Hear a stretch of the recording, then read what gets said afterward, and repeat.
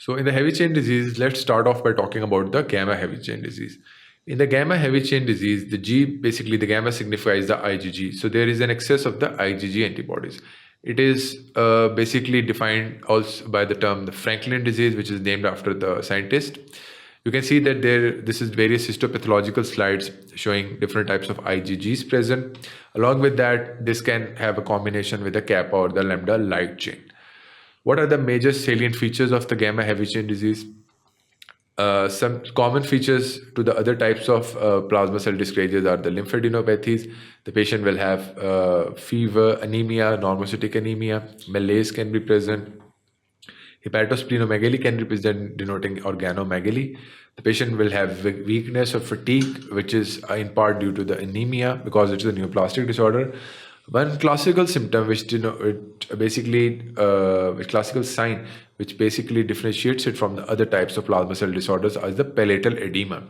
There is an edema or swelling of the palatal region. And this can lead to obstruction during swallowing, and it can also lead to problems with the respiration. So the patient might present with a respiratory compromise or difficulty in breathing.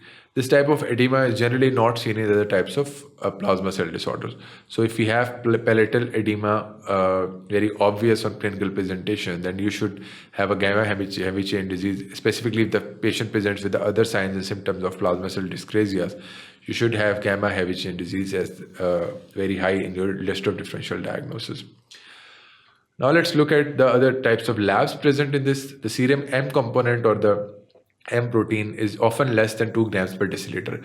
In the plasma cell dyscrasias, which are the more common ones like the multiple myeloma or the Waldenstrom macroglobulinemia, the M component is generally greater than 3 grams per deciliter. And the production of the benzones proteins is greater than 10 milligrams is found out. The concentration is greater than 10 milligrams in the urine.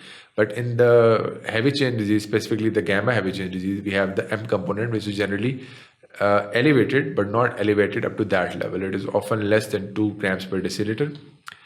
Along with that, on clinical examination and on lab, we will have thrombocytopenia. So the patient might present with bruising and certain types of bleeding, like epistasis.